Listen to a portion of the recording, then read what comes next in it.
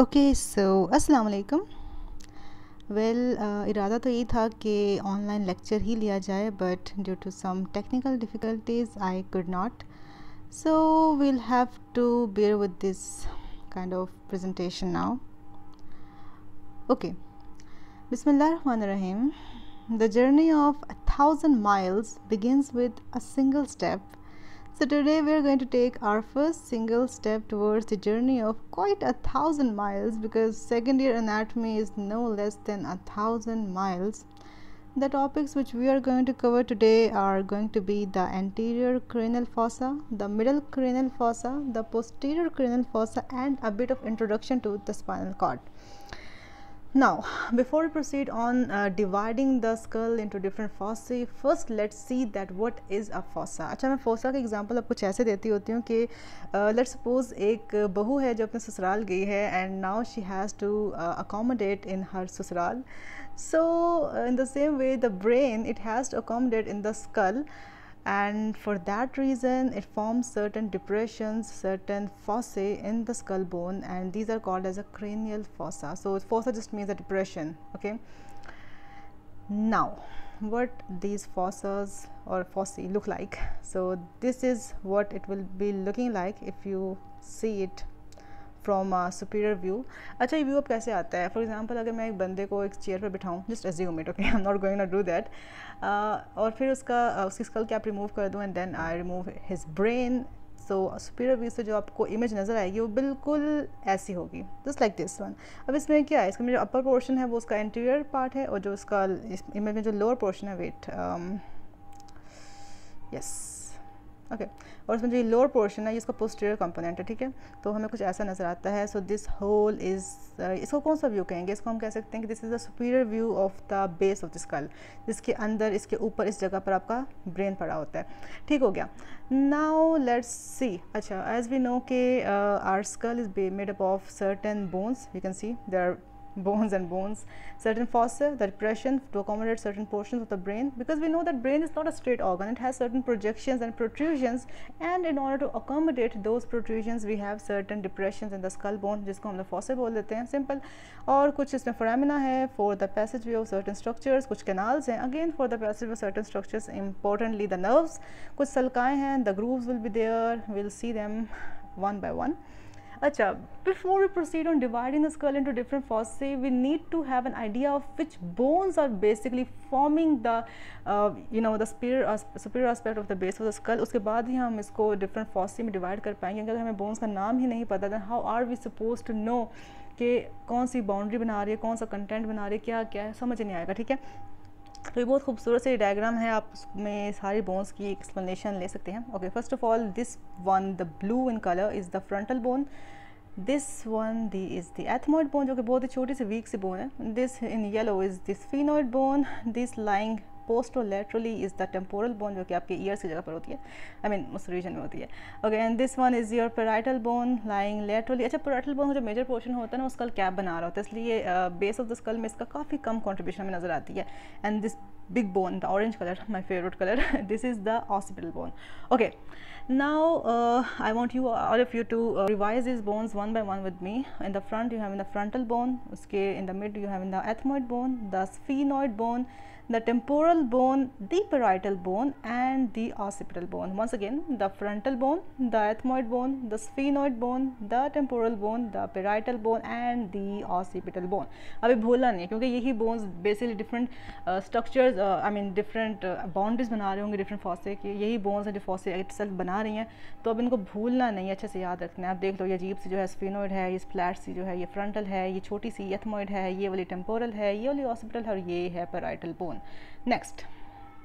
अच्छा, अब इसमें आपको डिविजन्स नज़र आ जाएंगे. अब हमने चूँकि बोन्स का आइडिया ले लिया है, तो अब हम डिविजन कर सकते हैं क्रेनियल फॉसे की into 3 major portions, which is the anterior cranial fossa in the yellow, the middle cranial fossa in the green, and the posterior cranial fossa in the blue. So ये तो एक gross सी distribution है. अब हम इसकी details में जाते हैं. First one is this. अच्छा, ये बेसिकली उन्होंने बताया कि कौन कौन सी बोन्स कौन कौन से फॉसे बना रही है. अब आप लोग इसको देख सकते हो. यू कैन सी जो आपका एंटीरियर क्रेनियल फॉसा है, इसमें 3 बोन से कंट्रीब्यूशन है. फ्रंट पे आपके फ्रंटल बोन है, मिडल में एथमॉइड बोन है छोटी सी, और पीछे आपका एक स्फीनॉइड बोन का पोर्शन है. लेकिन जो स्फीनोइड बोन है ना वो बेसिकली जो मेजर कंट्रीब्यूशन कर रही है वो कर रही है मिडल क्रैनियल फोसा में। अच्छा यहाँ पे जो ये पोर्शन है इसका मिडल क्रैनियल फोसा में, ये भी स्फीनोइड बोन का है, ये सारा भी स्फीनोइड बोन का है, तो यहाँ पे इसकी मेजर कंट्रीब्यूशन है। अच्छा लेकिन थोड़ा सा टेम्पोरल पोर्शन भी बना रहा है मिडल क्रैनियल फोसा, और थोड़ा सा you can C parietal portion भी बनाएगा।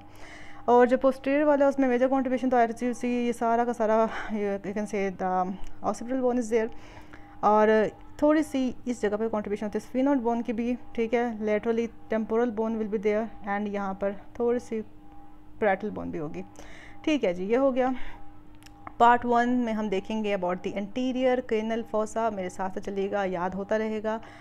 Okay, now this one is the shape of the anterior cranial fossa, जो आपको नज़र आएगी ऑन द स्कल, बिल्कुल ऐसी नज़र आती है। And again another view of the anterior cranial fossa and या अब हम डिफरेंट बोन्स के एक्सप्लेनेशंस देख लेते हैं। The first one being the frontal bone. अब देखो यार फ्रंटल बोन के 3 पोर्शंस होते हैं। एक होता है उसका स्क्वामस पार्ट। स्क्वामस पार्ट हम हमेशा फ्लैट पोर्शन को कहते हैं। यार यू कैन सी हमारा जो फोरहेड एकदम फ्लैट है, तो this is formed by the flat portion of the frontal bone. अच्छा इसी तरह फोरहेड आपका एंटीरियरली होता है, तो जो एंटीरियर बाउंड्री है ना एंटीरियर क्रेनियल फोसा की, वो बन रही है by the squamous part of frontal bone. Okay, अच्छा जी, इसका ऑर्बिटल पार्ट होता है। अब ऑर्बिट्स के, अब देखो यार अपने ऑर्बिट्स अगर आप देखो ना, आप देख तो नहीं सकते, खैर उधर आपकी आइस पड़ी हुई हैं तो खैर, तो आपकी जो ऑर्बिट्स है ना उसका जो सुपीरियर उसकी जो यू कैन से उसका जो रूफ है ना, वो रूफ बना हुआ है बाय द फ्रंटल बोन, ये याद रखना, ठीक है। तो वही पोर्शन जो रूफ ऑफ आपके ऑर्बिट्स बनाएगा, वही उसको हम orbital portion of frontal bone बोलेंगे, ठीक है। और यही orbital portion of frontal bone है जो बेसिकली फ्लोर भी बना रहा है इस फोसा का। ये this is the orbital portion of frontal bone. इसका नेज़ल पार्ट भी होता है जो नेज़ल कैविटी में थोड़ा कंट्रीब्यूट करता है, लेकिन हमारा उससे भी कंसर्न नहीं है, वो हम हेड एंड नेक में पढ़ लेंगे। ओके नाउ, अच्छा अब हम चूँकि एंटीरियर बाउंड्री देख चुके हैं बाय द फ्रंटल बोन, तो हम posterior boundary of the anterior cranial fossa पर आ जाते हैं, which is being formed by a part of the sphenoid bone which is called as the lesser wing. These two प्यारे प्यारे से जो तितलियों जैसे विंग्स हैं, these are the lesser wings of sphenoid. अच्छा जो मिड में ना ये विंग नहीं है, this is the body of sphenoid, ठीक है। ये पूरा बॉडी ऑफ स्फीनोइड होता है। Only these are the wings of sphenoid bone which are forming the which boundary, the posterior boundary of the anterior cranial fossa. Okay now ये जो wings होते हैं ये आगे जाके थोड़े पॉइंटी प्रोजेक्शंस बना देते हैं, जिनको हम कहते हैं सम प्रोसेसेस, दी एंटीरियर क्लीनआउट प्रोसेसेस। तो ये यहाँ पे आप दो प्रोसेसेस देख रहे हो, ये वाले दोनों, these are the anterior cleanout processes which are nothing but the projection of the lesser wing of the sphenoid bone. Okay, as I told you कि जो आपका फ्लोर है anterior cranial fossa का, that is being formed by the frontal bone। तो ये देख लो बस, ये frontal bone का जो orbital portion है फ्लोर बना रहा है anterior cranial fossa का, ये आसान चीज़ है।